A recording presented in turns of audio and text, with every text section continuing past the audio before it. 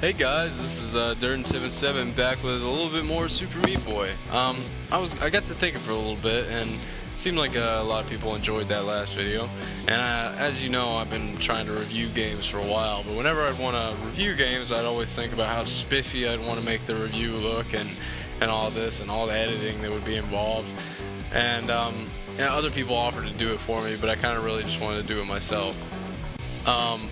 So I decided, why don't I try just playing the game and reviewing over it? So I don't know how this is going to exactly work. This is going to be kind of improv, and I don't know if it's going to be hard for me to concentrate while I play this game, but let's give it a shot. Let me know if you like this style of review, and maybe I can do it again sometime. So this is my review of Super Meat Boy. I beat the game, and let's just start at the forest and get to talking about what makes this game so damn awesome. And this intro is really a good start. If you haven't seen, I hope you've seen this intro, but if you haven't, man, that's really good. That's really good. The second I saw that, I was like, wow, this is gonna be a pretty kick-ass game. So yeah, the forest. This is the first world, and the world has kind of a little layout similar to Super Mario Brothers. You got a world map here, and 20 levels in each world, and at the end there's a boss. And what you have to do to unlock the boss is you have to beat 17 levels in the world. It can be any 17 levels. It doesn't have to be, the same. It doesn't have to be in order or anything like that. But just basic platformer stuff. It works, and it works here.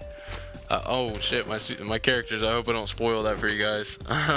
But yeah, so this is Meat Boy. I talked about it a lot in the last video, so this is kind of weird, so I might be kind of repeat myself a little bit, but I'm gonna go ahead and go into it. First thing you're gonna notice about this game is just the great controls. These controls are just wonderful. There's only 2 buttons involved, so I know it kind of sounds weird saying that, but you'll understand once you get your hands on it and you know what a platformer is. You can walk, but who the fuck walks in a side-scroller platformer? You run! That's what you do. You hold down right trigger to run, or you can hold down the X button if you want to go kind of old school side thumb way. And you have just amazing control over Super Meat Boy. Stop on a dime, jump, up, no, go back that way. Just do. Just everything just feels exactly right. It feels great. The jumping, you can tap jump to just go like that. You can hold jump for a little bit and it'll go a little bit higher. You can press and hold it and it'll go really high.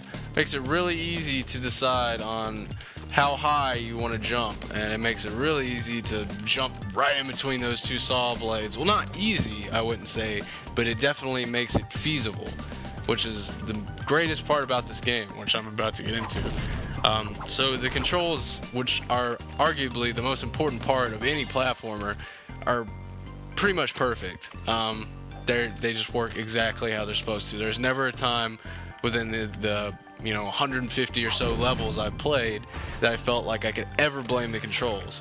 And that's great, because that's what I feel like a game should be. I feel like a game should make sure that you're doing exactly what you want to do, and if you mess up, it's because you messed up. It's not because some bullshit control thing just didn't work right, or it really makes you feel like when you lose, you're just like, well, I can get better.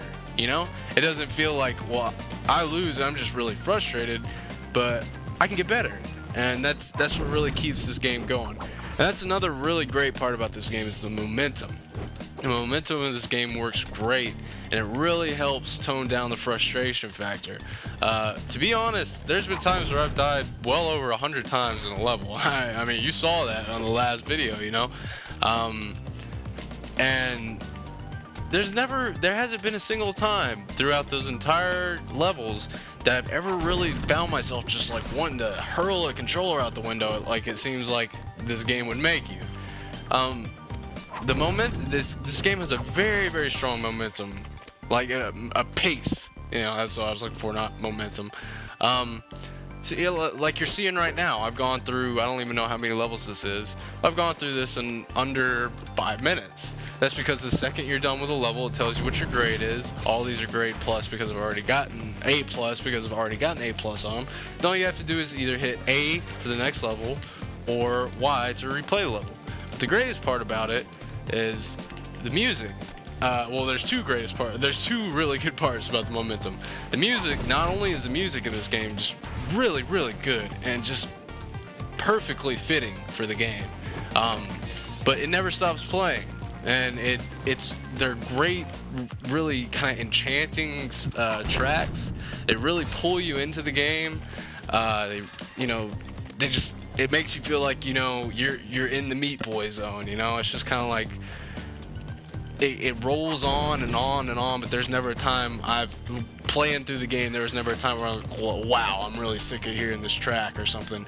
No, they're all really good, and they all sound like something that would come straight out of like a Super Nintendo game, with maybe a little bit more technology behind it. So the music is just such a high point. I can't stress that enough. I mean, if you play a game for,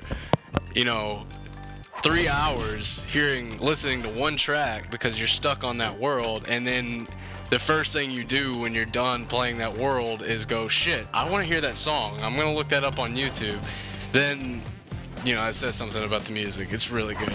Another probably the greatest part about the momentum is the deaths.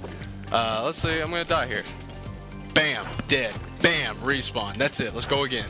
It's so quick. There's it almost doesn't even give you time to be like frustrated. It's just like, oh shit, I died. What? Oh, okay, all right, let's go. It works great, and it just keeps you going. Not only that, but the levels, even at the very, very final stages, never get longer than about 35 seconds. Maybe a little, 40 seconds, something along those lines. So it's not like you die and you're like, oh fuck, there's no way I'm doing that again, that's way too long. No, it's like that was 10 seconds of my life. Like that was like 5 seconds, I mean, it knows what its strengths are, and it really, really works with them. Like, it's just, the respawning is incredibly quick. The music just really, really works for the game, and really just makes you feel like, well, I don't really even care what's going on right now because this music's playing and I died, so whatever, let's just go again. The whole game has just got such a let's go again vibe to it, but somehow it doesn't get frustrating. It's just such a combination of the music and the instant respawning times, and of course just the charming style of the whole game. It works really well for it. If you haven't noticed, Dr. Fetus does like a new special move from like some sort of game each time he gets Bandage Girl. It's really good. Sometimes you'll see Zangief's spinning pile driver. Other times you'll see Scorpions get over here. Man, it's just really good. So yeah, incredibly strong sense of momentum, which this game really needed. This is something that's so sensitive to where, like, let's say this game made you wait 5 seconds every time you died. I wouldn't buy it. No matter how good this game is, that would be so incredibly frustrating that there's no way I could buy it. But the way that it does it and the way it works, oh wow, I just beat that whole world. I mean, I played it so many times. I just beat that whole world in less than 10 minutes. So, yeah. Anyway, so momentum is probably the strongest part about the game. You never want to put it down. It's great. And now let's go to the level design. As you can see, those first levels, they were really cool and they had their own style, the forest style, but they weren't really anything too spectacular. I mean, it's kind of hard to say. Maybe I'm just a little bit jaded because I've played most of the levels now and I know how just absurdly, ridiculously well they can be designed. But let's just get into some of these other levels. Alright, so as you can see now, we're not anywhere close to a forest type thing. We're in some creepy looking cave type stuff. And this also really helps with the momentum of the game. Not just the momentum, but just the fact that you feel like you're making progress. A lot of these type of games, let's say like M+, I actually never really played M+ that much, so I hope I'm not really talking shit about it or anything. I know it's a really good game, but what I played from it, I'm actually not gonna do this level. It's not hard. It's just it can be pretty time consuming. What I played from N+ is that it seemed like a lot of the levels would seem very, very similar, and that was the main reason why I didn't purchase that game. Is I was like, well, that's just gonna get really repetitive. This game, I haven't had that case with this game. Not only do you get these really great styles like this, you're like, hey, 1 second I'm in the forest, now I'm in a creepy hospital type area, and next second I'm in a salt factory. You know, not only does it keep it going with this just visual variety, but the actual levels add a lot of variety in them too, which you'll see in a little bit. Hold on just a second. Wow. Okay. Well, I'm gonna have to speed this up a little bit. It is hard for me to talk and play this game. That's actually a really easy level for me now, but you know, hey. So yeah, like this. All right, we got a fan. I gotta use this to push myself up, and then I gotta do it again, and then I gotta do it again. And that's a lot harder than it looks. If you go too low, you'll get chopped up by the fan. If you go too high, you won't get enough momentum going up. What this does is it gives you something, you know, a new toy you got to play with. You're like, all right, well, now I got a fan, so now I got to figure out what I got to do with this fan.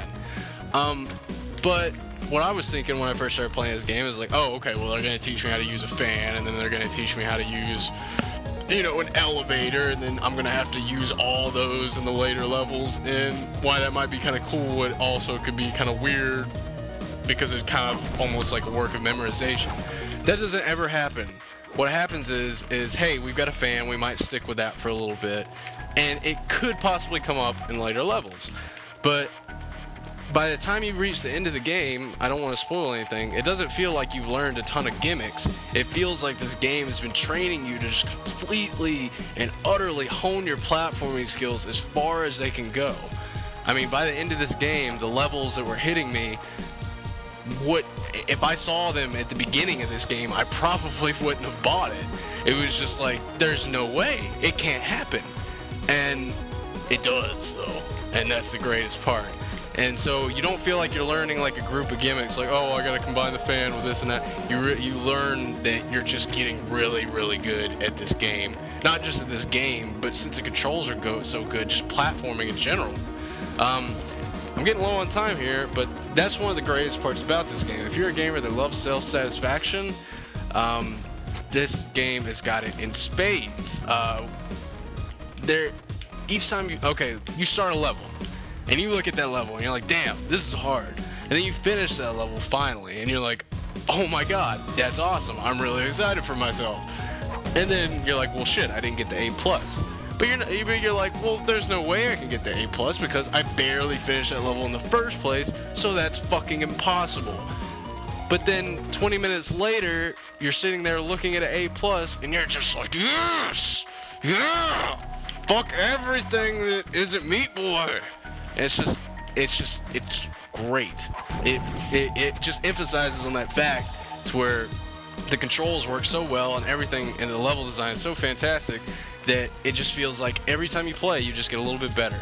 And that's the beauty of this game, is while you can get better, you can't ever perfect it just because there's so much precision involved. I don't really see anyone ever perfecting this game just because of how precise you have to be on a lot of stuff. And that's what really gives it the challenge. Like, I'm sitting here playing through these levels right now. I've beaten these levels a couple times, and I'm still having a really good time because they're very challenging. Because I'm trying to line up shit so right. So yeah, there's that. Let me get into a couple other things really quick before I have to cut this off, which will be very soon.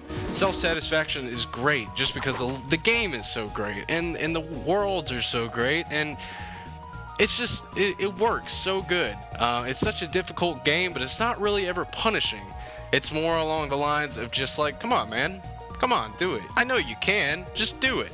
So yeah, this is a warp zone. I've only got about a minute to show you this, but what this does is this takes you back to like a retro type style game. For instance, this is like an old school original Game Boy type thing, and that's some great artwork right there. These are really cool just on their own right, but the main reason why you want to play them is they put bandages, and 2 bandages in each level. Bandages are these hidden objects in each level that if you unlock them, then if you get the bandage, then you can unlock more characters. There's 20 playable characters, I believe. There might be 15. I'm not sure. But it really it makes you want to get those bandages. And the bandages are in the same vein as the others, where you look at them and you're like, that's impossible. There's no way. And then a couple minutes later, you're sitting there looking at it, you're like, hell yeah! This is really weird because I've never did this before, so I've got to cut this off like right now. But I hope you maybe enjoyed this. I guess if I would give it a score, I'd give it a 9.5 at the 800 point price tag it's going for right now, which it's on sale for. 9.5, easily a steal for $10. I give it a 9 for 15. Either way, it's well worth the price. Probably the best Xbox Live Arcade game of the year, and one of my personal just favorite games of the year. So I hope you enjoy this, and I guess just let me know what you think, and go get Super Meat Boy.